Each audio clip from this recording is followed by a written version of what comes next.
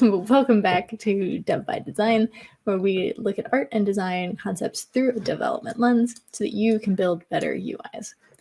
Last week, we talked a little bit about color. We kind of went through some basic terminology. We looked at the color wheel. We looked at how color mixing works, how our brains interpret colors, how we can take up all of that stuff to create UIs that are intuitive and accessible. And if you thought we were done talking about color, then think again, because we are back at it today.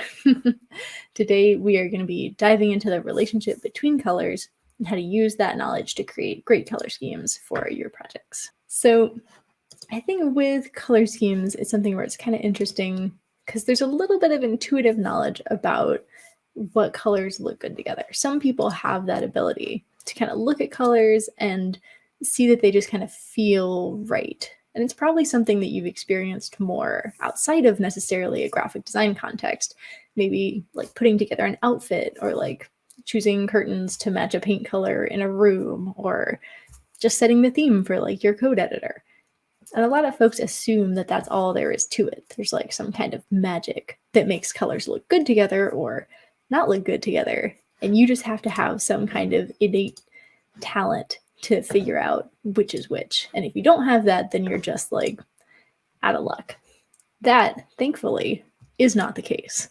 Color schemes are quantifiable, they're predictable, and once you kind of understand how they work, you can start to create them yourself.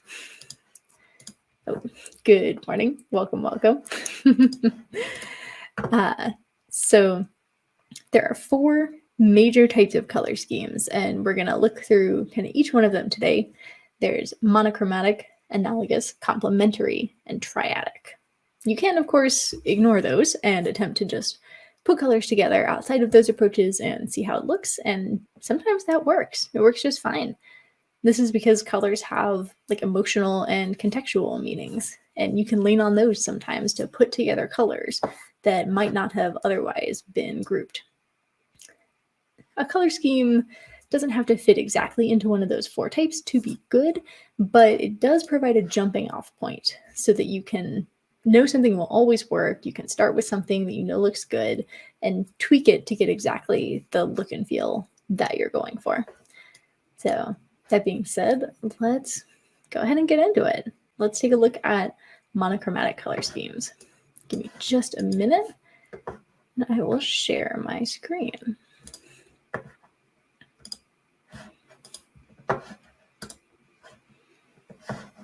All right, so here's an example of a monochromatic color scheme.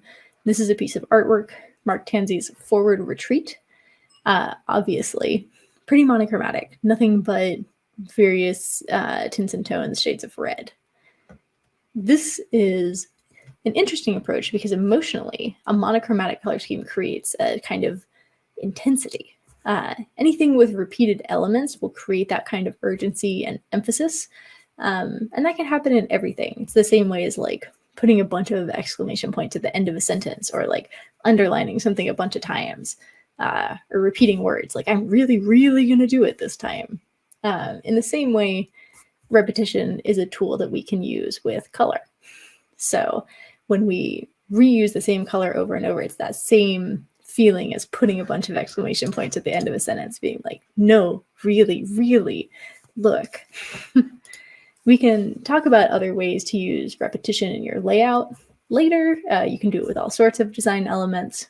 But for now, what's important is that you just know you can do it with color as well. When we're talking about the monochromatic color scheme, we're talking about keeping within tints and tones of one color on the color wheel. So you can see down here in our example wheel, we've got just the reds and then a variety of red tones. And just so you know, I am using the Adobe Color Wheel tool to create these, and you can too. This is a really handy tool that will allow you to quickly create the color schemes that we're going to talk about today, the main 4, as well as some other kind of more advanced ones. And you can tweak it yourself if there's things that you want to adjust. Super handy. I've used it to generate all of these today. So when we're talking about monochromatic in the UI, we, of course, can you drop us a link? Yes, that would be smart.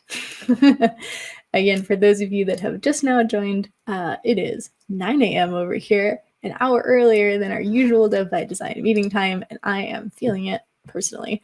But the good news is that we are early today because our normal time slot is filled with all kinds of exciting .NET release goodness. It is release time over here for Telerik UI. We have a ton of great stuff coming. We will be on Code It Live all this week talking about new release stuff, so hang around. We'll be jumping off just a smidge early today, but if you hang on, you can catch all of that .NET release excitement. That being said, link to the color wheel.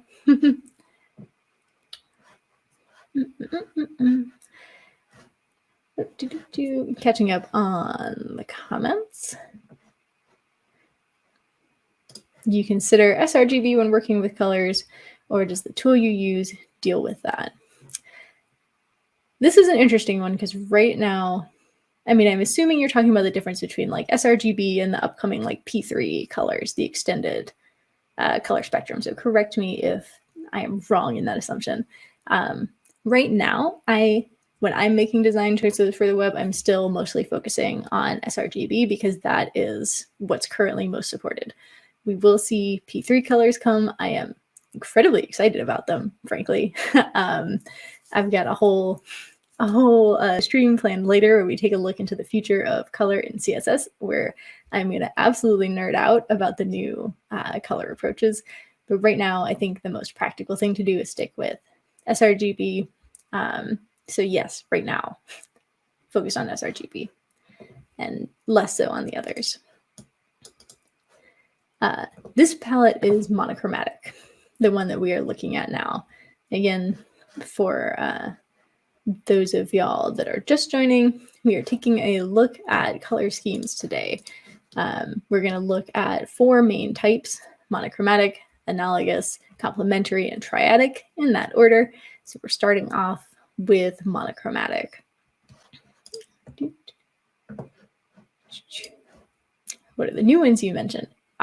So when we talk about P3 colors, that's something when we're talking about like OLED screens or like 4K Super HD, there's more colors now that can be shown on a monitor than were previously available.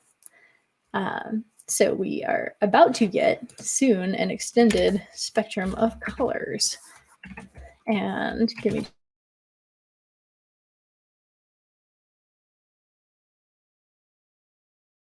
just a minute. I feel like I just dropped a little bit, but I'm possibly back. That being said, if you want to read a little bit about it, I wrote this blog that kind of takes a look at how colors were previously rendered and what will be available to us in the future with OLED screens.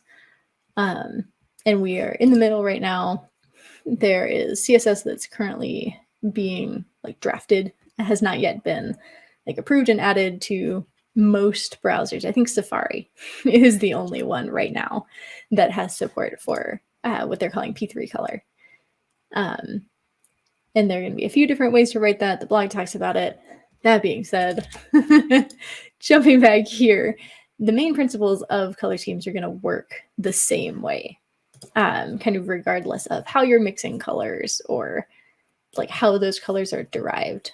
Right now, when we're talking about color schemes, we're just kind of talking about the end colors that you get to. So it shouldn't make a big difference whether we're talking RGB or whether we're talking CMYK. Like, we're just talking about the colors in their final form, how they work together, and how you can tell which ones will look good together.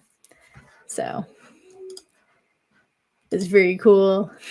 And shaders will be more colorful. Yeah, we are going to get a lot more vibrancy with these new colors, which is incredibly exciting. Like, Yeah, I'm sure you can feel me like nerding out about this. I am wildly excited about the new P3 colors.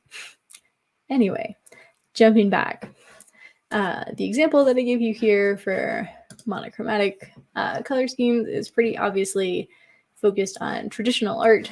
So let's take a look at a UI. You probably recognize this one. If we're going to talk about monochromatic color schemes, we got to talk about Facebook. Facebook, for all its, for anything else you might say about Facebook, it is incredibly good at color schemes. What they've been able to do with effectively one shade of blue and some gray is astounding. And it's not a bad approach. Again, it works really well. Monochromatic color schemes are nice because they're simple. If you're not feeling super confident about your ability to pick out colors that will work really well together, or you just are a little bit nervous, monochromatic color schemes are a great kind of crutch. You know it's all going to look good. It's all the same color. Nothing's going to clash. The downside of monochromatic color schemes are that you're limited. It's kind of a double-edged sword. So you'll have a little bit more trouble when you're trying to create huge amounts of contrast between elements, because all you've got is the limited band of your one color to work with. This might also be an accessibility issue if you're dealing with contrast. So you got to make sure Facebook does that by leaving it mostly white and having very sparse use of color. You can see actually in most of their kind of screens here, most of the color is in the bar. We see a few kind of callouts here, but it's used so sparsely, and that's because they don't have a lot of wiggle room to work with. So moving on, if you want to add a little bit of wiggle room to that monochromatic color scheme, let's look at analogous color schemes. So analogous color schemes take that one color on the color wheel and then kind of fan it out. So you can see you'll get colors from either side of your primary color. Down here, you can see the center color is this blue. We lean up a little bit to kind of a teal. We swing the other way towards kind of a purple. It gives you some more options while, again, still not having to worry about things that will clash too hard because they're all right next to each other already. So it's almost a gradient.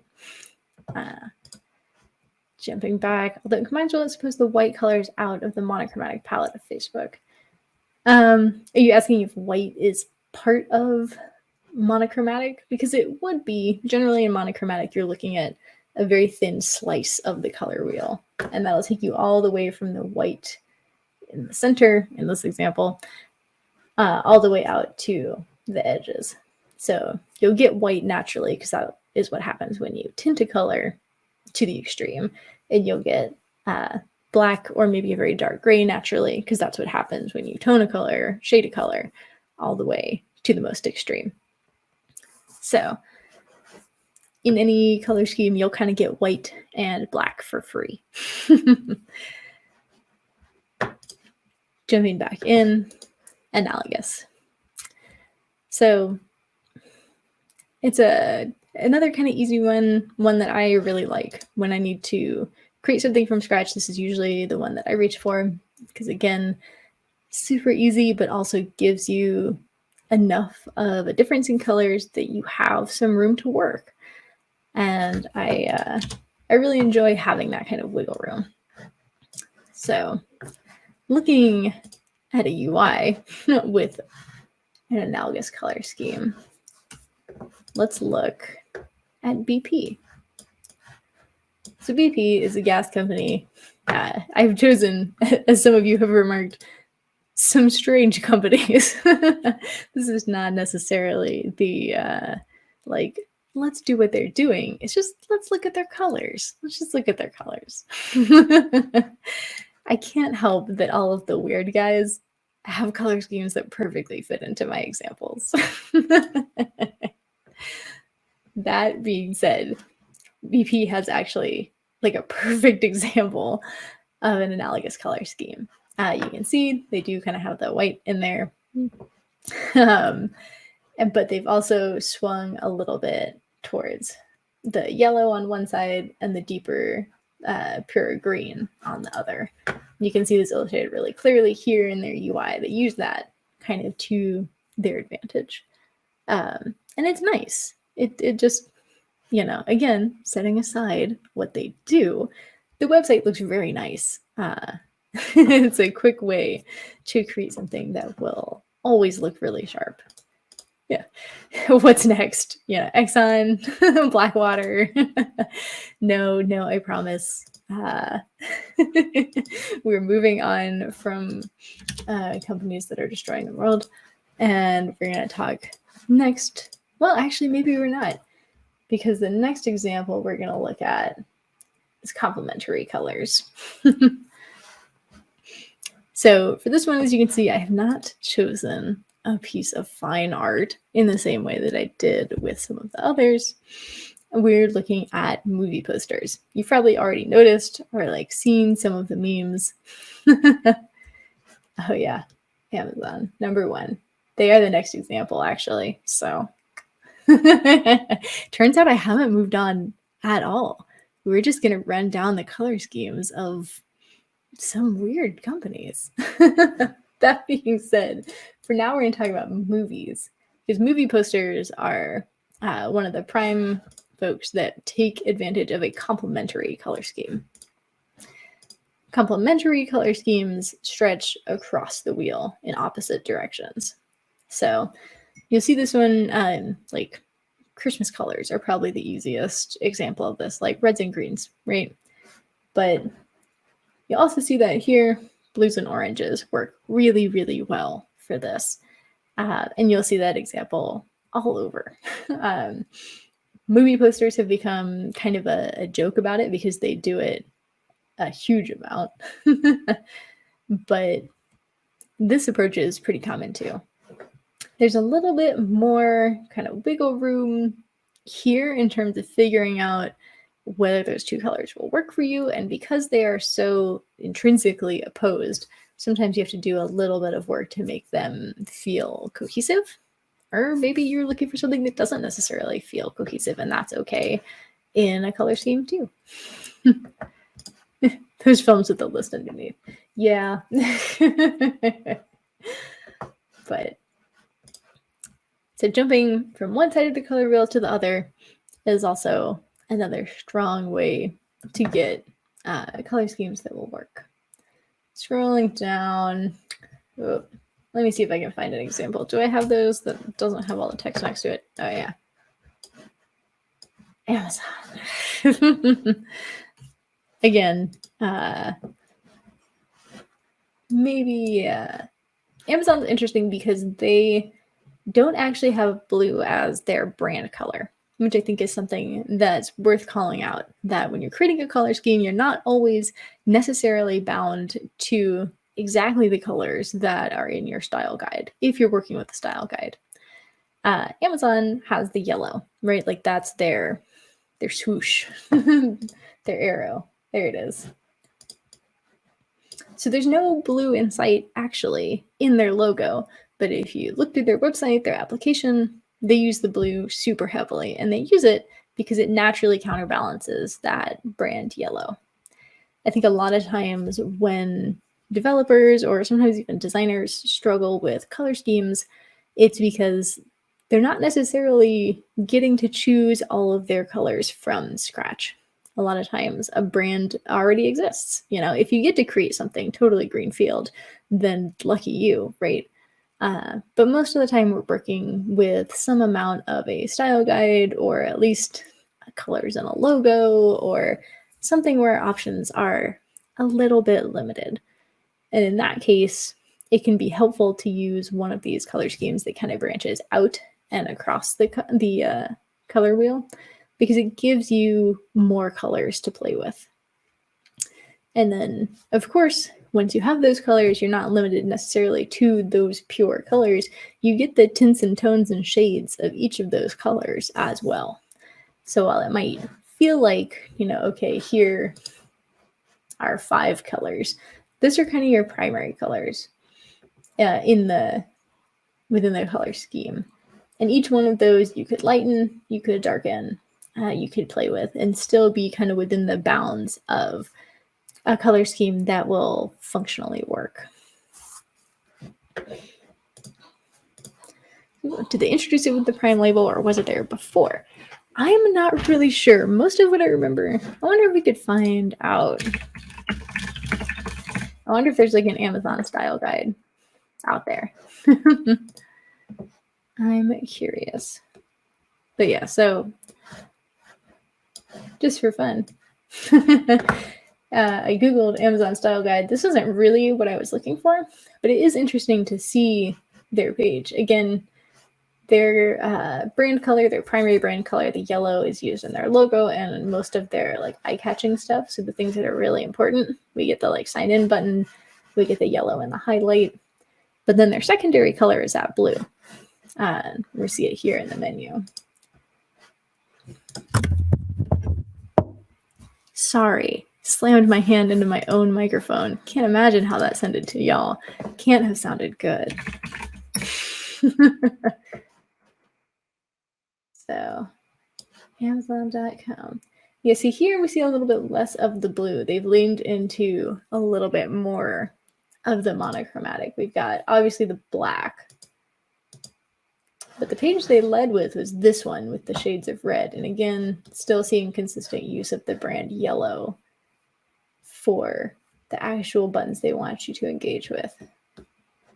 There's less color scheme than I would have thought, which is kind of interesting.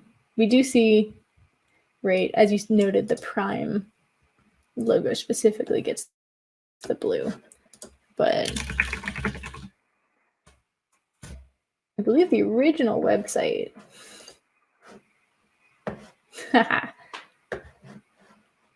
so when you go way back, the yellow has swung through. It seems like they swapped that kind of burgundy for the blue kind of somewhere early-ish on,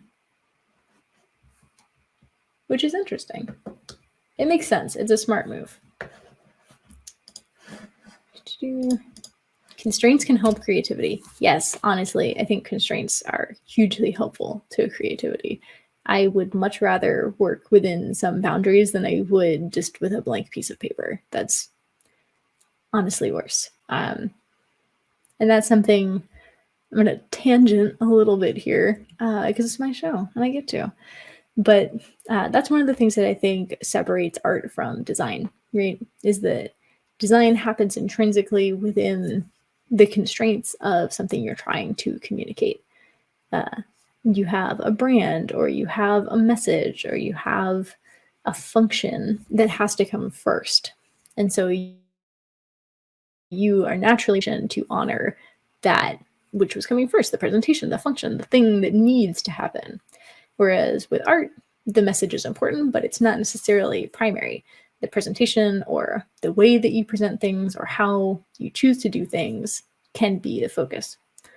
So I'm all for constraints. I would 10,000 times rather design something with a little bit of guidance than just someone say, make me a logo or make me a website that is actively a little bit painful. So, that being said, complementary color schemes are a good one when you are looking for something that can help broaden your available palette a little bit. It's really nice to give you some more options on the page. And then finally, Triadic. We're back to some fine art. This one you may have seen before is Vermeer's Girl with the Pearl Earring. Pretty famous piece, actually. And a really good example of triadic color schemes. Because as you can probably infer from the name, a triadic color scheme has three main colors that are kind of equally spaced from each other, creating a triangle on the color wheel. So you've got, in this example, yellow, red, blue, which, again, these happen to be your primary colors. Makes total sense. Really good option for a color scheme. Triadics are a little bit harder to work with just because there's just so much. There's a lot more space between. I can't think of a better way to say it. There's more space between all of the colors. You get colors that are naturally a little bit different, and it can be hard to find the middle ground between them. That being said, they create really good contrast with each other. And you can see that used really well here in this painting. The only place where the red is used is here on her lips, and it makes them really stand out. Kind of similarly, the blue we see here. And most of the rest of her clothing and, of course, her skin are tints and tones of the yellow. And using those kind of contrasting colors helps those pieces of the painting come forward and grab our eye. Makes it really engaging. In a little bit of a less fine art example, and again with my megacorps, let's take a look at Pepsi. So this is the Pepsi website, at least it was when I took a screenshot of it, I don't know, weeks ago. Now it's probably changed. But I thought it was really interesting because yellow is not one of their colors. Again, kind of a little bit similar to the Amazon, but even a step further. Amazon has traditionally incorporated the blue with the prime, but yellow is definitely not a Pepsi color, just like straight up. And yet when you visit their website, it is everywhere as an accent color, mostly in the use of their photography, which I thought was also really interesting. We don't see the yellow in any of their kind of UI elements. We don't see it in links or buttons or highlights. A little bit text here with the mango, but for the most part, they're leaning on the way the pictures are used to bring in that kind of third color to their color scheme.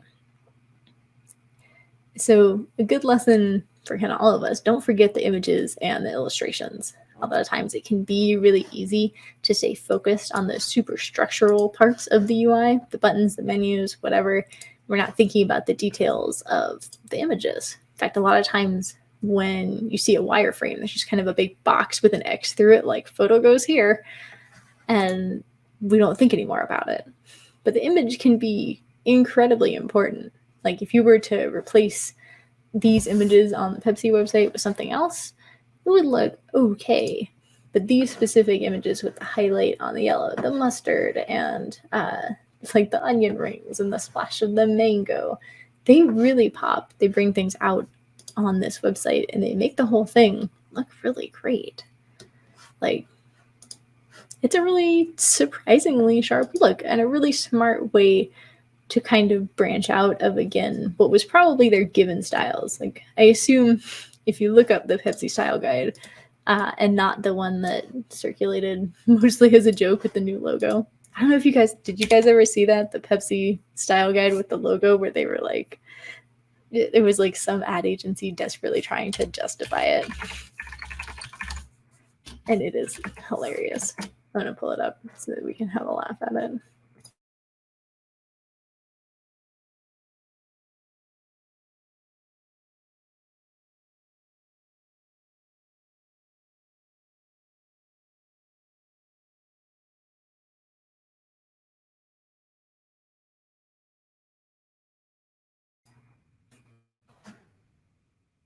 Am I back? I saw just a little bit of internet issue there. So holler if you can't see me. Just for fun, not necessarily related to color schemes. Hysterical to look at the Pepsi redesign brand manual that is just so chock full of BS. So if you've ever thought that like you're not really good at getting buy-in or you're not necessarily the best at selling things, convince yourself, because if somebody could sell this, whatever this is, to Pepsi, you can get people in on your idea. Look at this. This is nonsense. This is insane.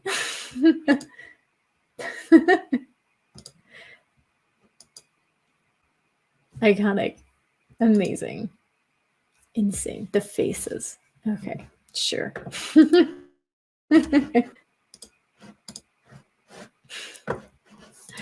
All right, color schemes, I promise.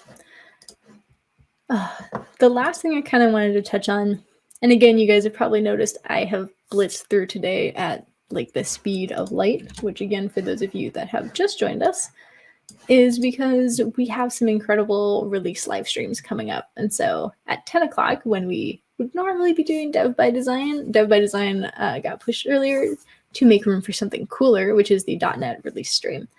We will be doing release streams on Code It Live all week. I will be on Wednesday with the Kendo React release stream. So come back and hang out with us then. It will be a good time. And hang on after this and catch the .NET one. Looks like my PA thesis, nothing of substance. Yes. My senior thesis project was a struggle. There was nothing in there worth looking at. That's, I feel like, one of the hardest points of college when you're already mostly done and you know that you're going to graduate. And at least for me, I already had like an internship lined up mentally. I was gone. The fact that I still had to complete a thesis after that was a cruel and unusual punishment. Sorry, caffeinating. All right.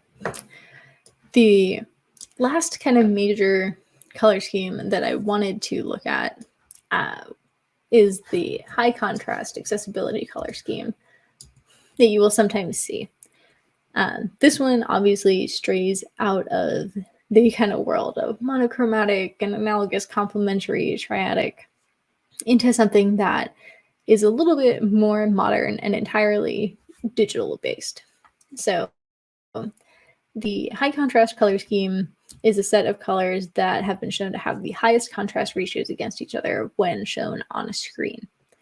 And that can be really crucial if you're looking for something that really, really prioritizes accessibility over really everything else, honestly.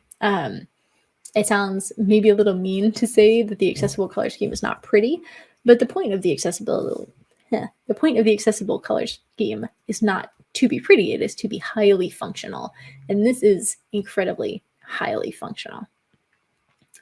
So when you are looking at your color schemes, it can be worth adding in something like this on top of whatever you were previously considering as an additional option. Most places will not opt for this as their primary color scheme, which, I mean, obviously, because when you're looking at something like this, you're not looking at branding and you're not looking at like cohesion of colors. You are purely looking at functionality. But that being said, it's well worth having around. Sorry, what are we doing here? Very fair question. This is Dev by Design, where we talk about design foundations and basics for a developer audience so that you can level up your UI design, maybe just work better with the designers on your team. This week, we have been talking about color schemes. We looked at monochromatic, triadic, complementary, and analogous. Here we go, got them all for memory. And right now we're taking a look at high contrast accessibility color schemes and the benefit of adding one of those, even though it might not necessarily be artistically the strongest. We will take another quick breeze through the color schemes that we looked at earlier, just because we've a bunch of folks have joined, frankly, since we started. So we'll jump back and kind of skim past some of the ones that we covered earlier. And then if you have any questions, go ahead and drop them in the chat. I especially am interested if any of you guys are working on projects where you're trying to choose a color scheme. I know that's one of the things that I've heard the most from like devs working on side projects or like doing their own thing, trying to build their own app, is that feeling of like, well, I got it functional. How do I make it look good? So deeply curious if any of y'all have confronted that. Yeah. My master thesis is known to be the thickest. Content-wise, not much else was said.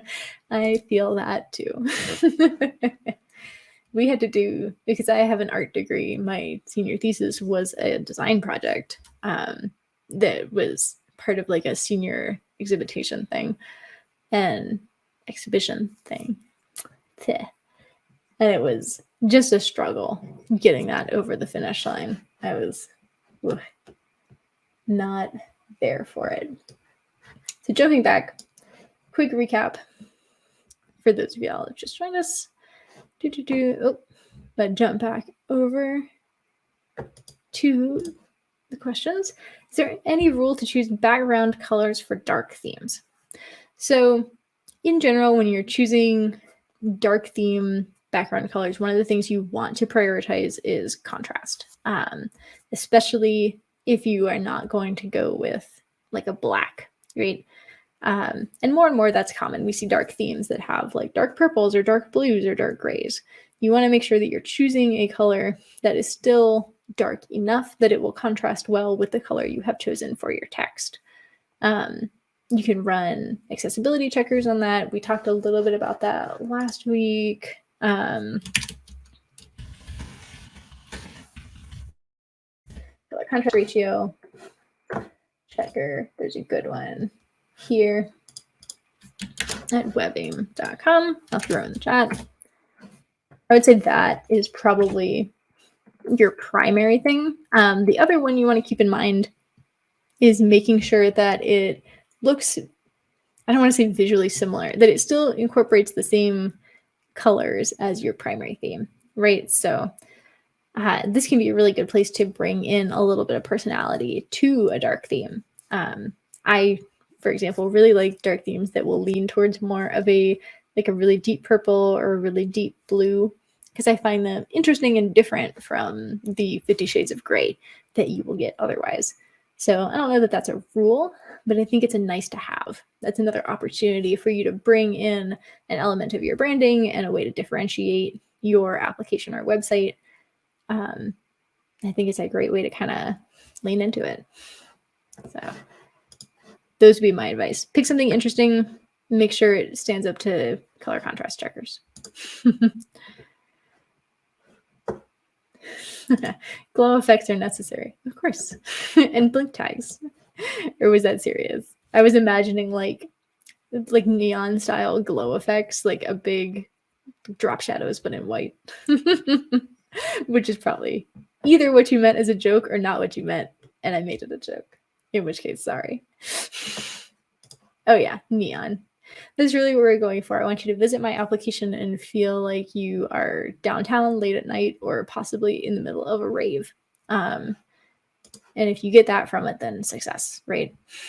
So jumping back, gonna do a quick recap. Feel free to keep interrupting with questions. I genuinely love that. I would rather talk about, I like to talk about this, but I'd rather talk about what you guys want to talk about and answer color scheme related questions. So this is an example of a monochromatic color scheme. Monochromatic means you're just taking one sliver out of the color wheel. So in this case, this is a fine art example. This is the piece Forward Retreat by Mark Tansey. Obviously, we're looking at reds. Monochromatic includes all of the tints, tones, and shades of a certain color. So you're not stuck with just that one hue of red. As you can see, even here, he's got shades of red so dark as to very nearly be black, and then shades so light as to basically be white.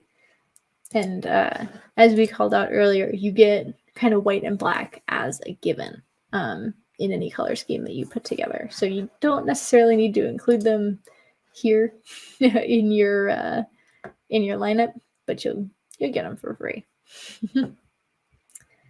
Next, we took a look at analogous, which means basically you have one primary color on your color wheel, and then the color scheme kind of fans out to either side along the wheel, and you get the colors that are next to it as well. This can be a really good one. I recommend for folks that are feeling a little bit less confident with their ability to choose colors for a color scheme, because you get that kind of gradient effect where they all will blend really naturally into each other, and you don't have to worry so much about sharp contrasts or colors that don't look really good together. While at the same time, you get enough differentiation between your colors that you're not feeling stuck the same way that you might if you're using monochromatic. After that, we talked about complementary color schemes, and of course, movie posters as an example for this, as they are the main offender of the blue-orange. But that being said, blue-orange, not a bad way to go. Tried and true, it looks good together. We looked a little bit at the Amazon website as an example of the blue-orange complementary color scheme, which is why we've been just dunking on Amazon the whole time. And lost my train of thought there. Would rather dunk on Amazon. But this is a good one. Again, gives you a little bit more. With each one of these, you kind of increase the quote-unquote difficulty level, right? Where you have to be a little bit more aware of how you're using the colors on the page, just because there's more colors. The more things you have, it's just more plates to keep in the air, more things to juggle to make sure that everything is still looking cohesive and making sense. But the flip side of that coin is that you get more to work with. When you get more colors and you get more diversity of colors, you have more wiggle room. So yeah, you kind of pick and choose what's right for your project and what's right for where you're feeling as a designer, and go from there. The last thing we talked about was this one, triadic color schemes, which basically create a triangle on the color wheel where you have one primary color and then kind of go out across the color wheel from that. And you end up with three colors that are all kind of intrinsically not quite opposite, I guess. But yeah, triadic is probably the best word. This is a nice one again as well. You get a huge range, and you can create some really sharp contrasts, like we looked at in this painting, the girl with the pearl earring. And then we looked at high contrast color schemes, which don't necessarily fall into any of the kind of art-based color schemes that you would necessarily see based on a color wheel, but are a worthwhile addition to your UI for accessibility purposes because they have that super, super high contrast. So, all right, we are in the last 5 minutes. I promised the team I would sign off 10 minutes early so that the next group can get ready for the .NET release stream. In these last few minutes, are there any questions, thoughts, concerns, etc. before we call it for this week? I'll have a sip of coffee.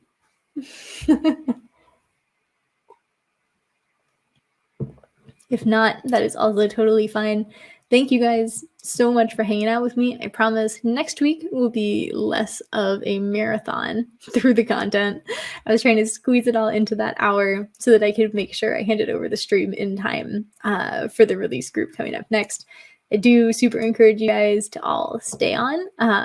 The .NET release coming up is going to be excellent. So hang on, and they will be live in, I believe, 10 or 15 minutes. Otherwise, I will see you next week. I believe we are going to be talking about color and emotion. So kind of the emotional impact of colors, cultural associations that we make with colors, and kind of why we see different brands lean towards different colors and how you can leverage that to kind of shortcut in your UIs and in your branding colors to communicate the things that you want to communicate to your users. So thanks, y'all. I will catch you next week. We'll be back at 10 a.m. Eastern. Enjoy. Have a good week. It was good to see you guys.